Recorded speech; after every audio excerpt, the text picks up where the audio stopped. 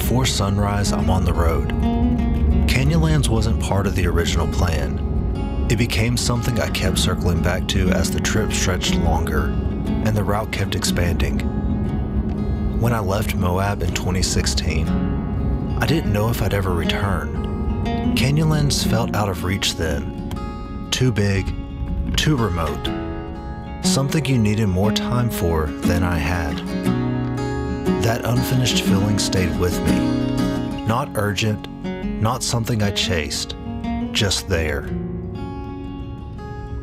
It showed up in the planning, in the miles that kept adding up, in the sense that this trip was slowly becoming something else. And now, before the light arrives, I'm here, heading toward a place I once thought might stay unfinished.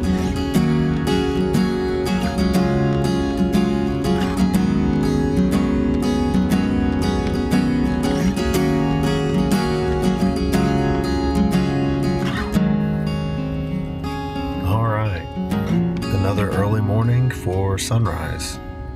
I wanted to be the first person or one of the first ones in the parking lot at Mesa Arch, and I succeeded. There are no other vehicles here. It's 5 o'clock. This is September. It's still kind of busy in Moab. Definitely was busy in Arches yesterday. I did pass a couple vehicles leaving as I was coming in, so there very well could be people already out there set up. But I am choosing to wait until there's another vehicle, and then I will head towards Mesa Arch.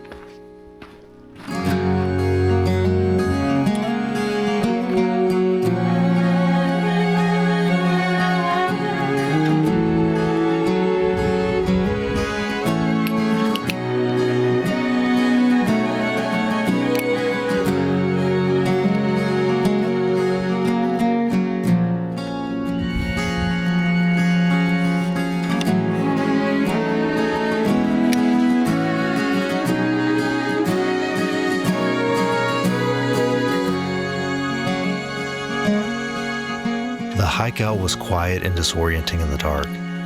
Easy to lose your sense of direction when everything looks the same under a headlamp. I was the first one to set up a tripod. For a few minutes, it almost felt empty out here. Then slowly that changed. One headlamp, then another, and another. People gathered in silence, all facing the same opening in the stone, waiting for the light to do what it's always done. As the sky began to brighten, the energy shifted with it. Clouds drifting past the sun, just enough to keep everyone guessing, watching the cliff face, waiting to see if the moment would arrive. And when it finally happened, when the glow reached the underside of the arch, the scene everyone comes for took shape, not because it's rare, but because it was earned, by being there early enough to see it unfold.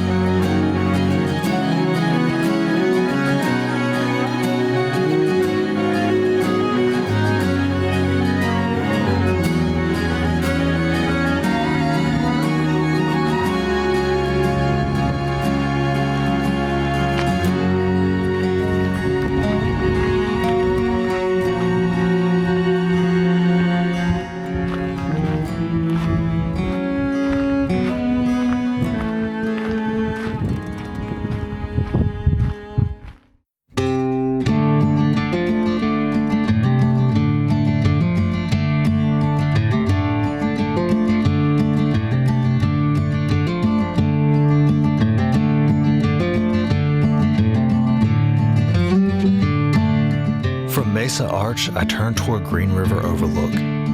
This stop was about looking ahead, taking note of the light, the angles, and how the landscape holds on to the sun at different times of day. I wasn't here to stay long, just enough to see what the morning offered, knowing I'd be back later to see it in a different light.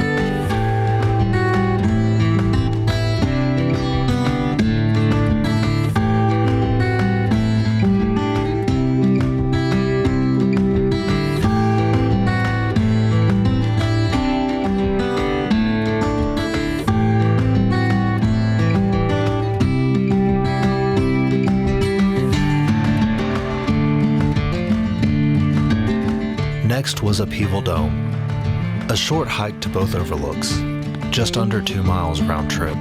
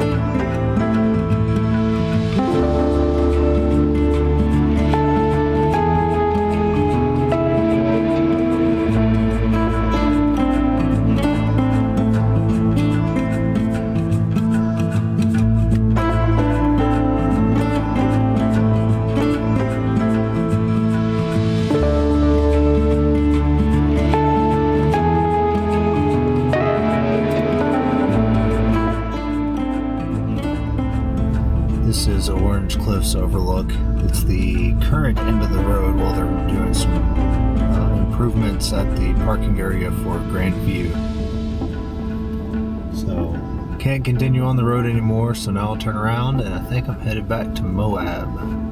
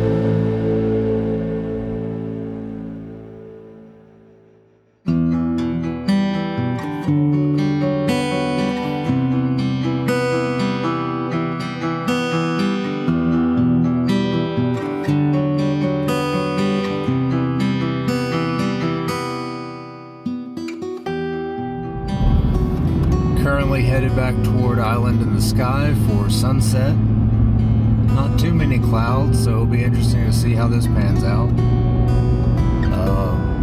But I should be at the trailhead area right around 6 o'clock, which was my goal, to get there about an hour before sunset. I'll eat something in the truck while I'm sitting in the parking area and wait for the sun to dip a little bit lower.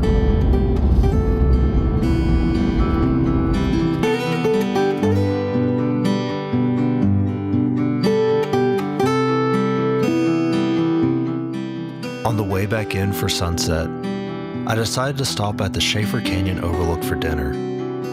The Chesler Trail is tempting, and maybe something I'll come back to explore another time. But the truck felt just a little too big to take down those switchbacks on this trip.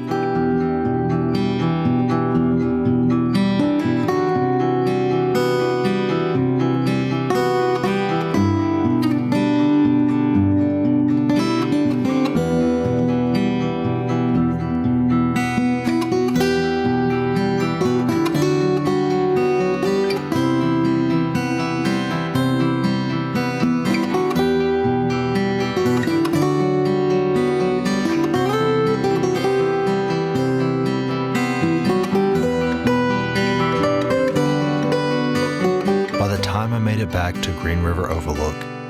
The day had settled into itself. The light was lower now, softer, stretching across the canyon instead of cutting straight through it. This was what I had come back for. Not to chase the light, just to let it land and see how the landscape held on to it before it slipped away. As the sun dropped, the colors thinned out, the canyon deepened, the day finally felt complete. After that, there wasn't much left to do but wrap up the day and get ready for what comes next.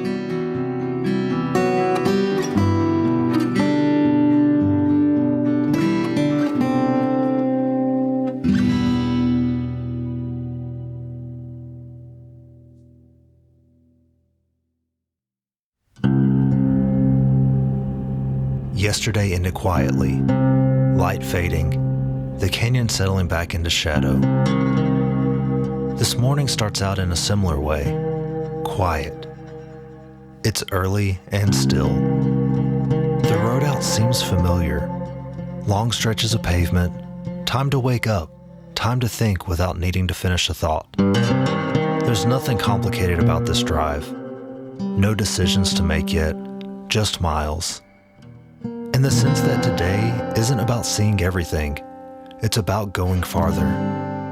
I know what's ahead on the map. I know the distance. What I don't know is how it will feel once I'm moving on foot, how long the quiet will last, or what the day will ask before it gives anything back. For now, The road keeps things simple.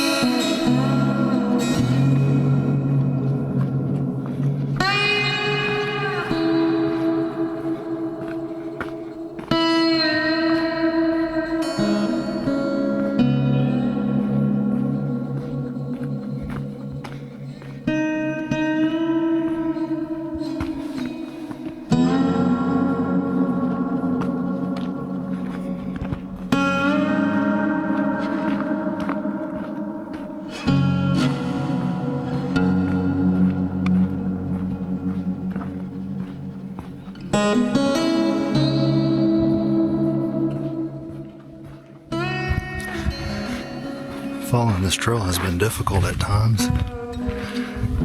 I've got a route on my phone, which is helping, but I left my watch in the room, which was going to be a much more convenient way to follow the trail. Occasionally, there are cairns, but not always.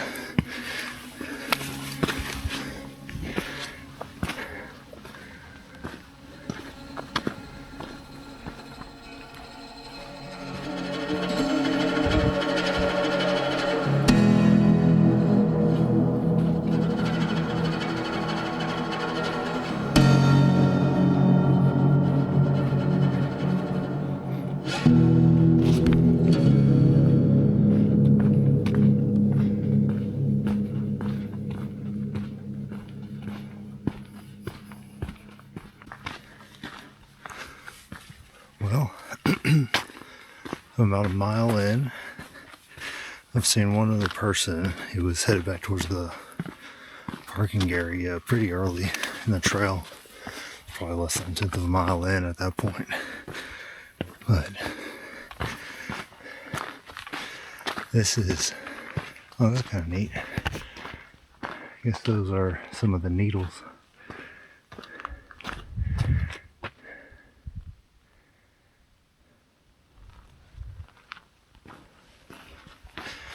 It's very quiet out here.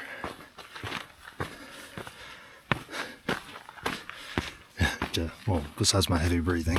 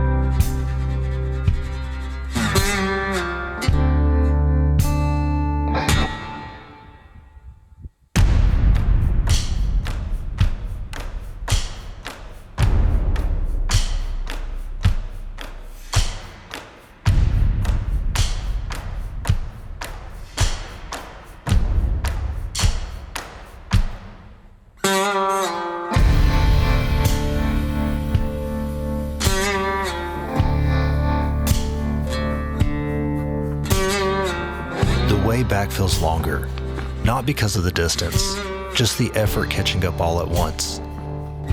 The trail looks the same, but everything feels heavier now. Each step takes a little more thought than it did on the way in.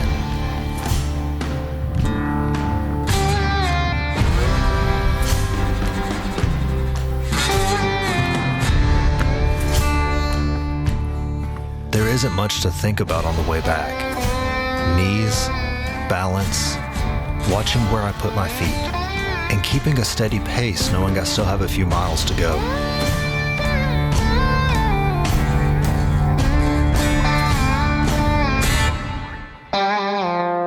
By the time the trailhead finally comes back into view, there's a sense of relief. Not for finishing, but for knowing when it's time to stop. Well, I made it the 6 miles out and back to the Chesler Park Viewpoint, and my knees are messed up, especially my left knee right now. Usually my right knee gives me fits, left one today. I was messaging my dad, and the best thing I could describe it is how my knees felt the last 3 miles coming out of the Grand Canyon after already hiking 15. And this was only 6 miles, so yeah. I'm going to take it easy the rest of the day, and the other hikes that I thought I might do, those aren't going to happen. I may drive down the road here in the park and back, but that's probably all she wrote for today. One thing that hit me while I was out here, especially the first probably 4 miles, I didn't see very many people, and I worked on titles for the different parts of the series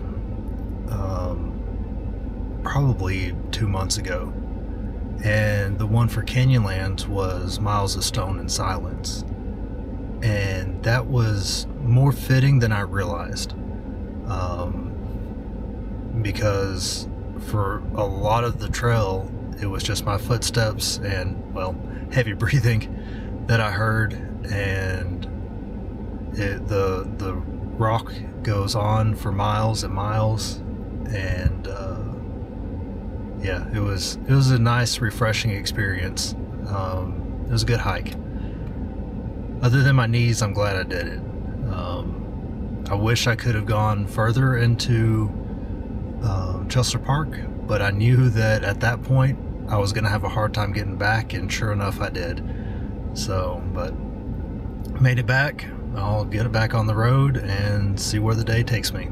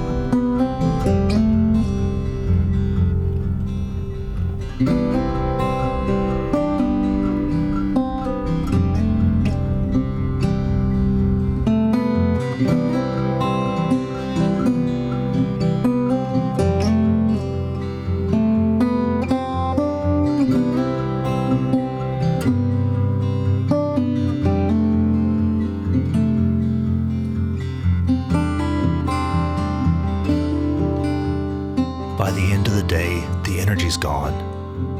Not all at once, just slowly spent, mile by mile. I'm glad I made it out here. Glad I took the time to see what I did, and to walk as far as I could. There's a sense of being done for the day, not finished, just ready to stop asking anything more of it.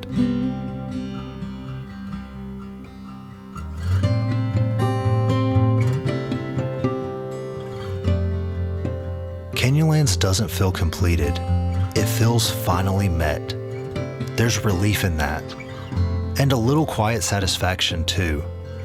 Knowing I closed a gap I'd carried for a long time, even if the place itself still holds more than I could reach. As the day settles, the focus narrows again. Less about where I've been, more about staying present and finishing the day with clarity.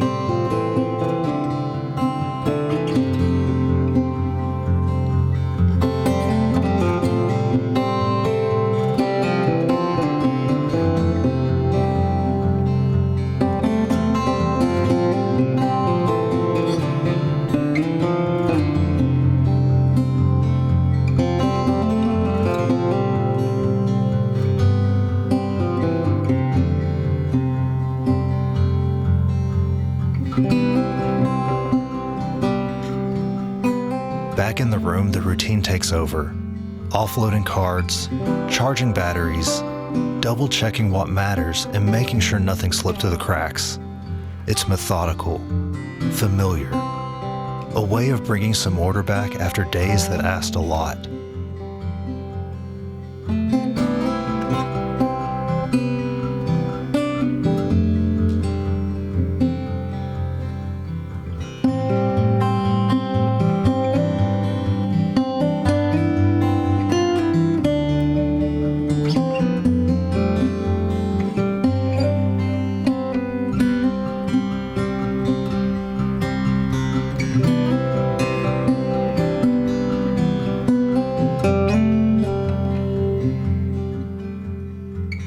Tomorrow the road turns again, east this time, towards something different. For now, it's just about resting, letting the day come to a close, and knowing that Canyonlands will stay with me long after I've left it behind.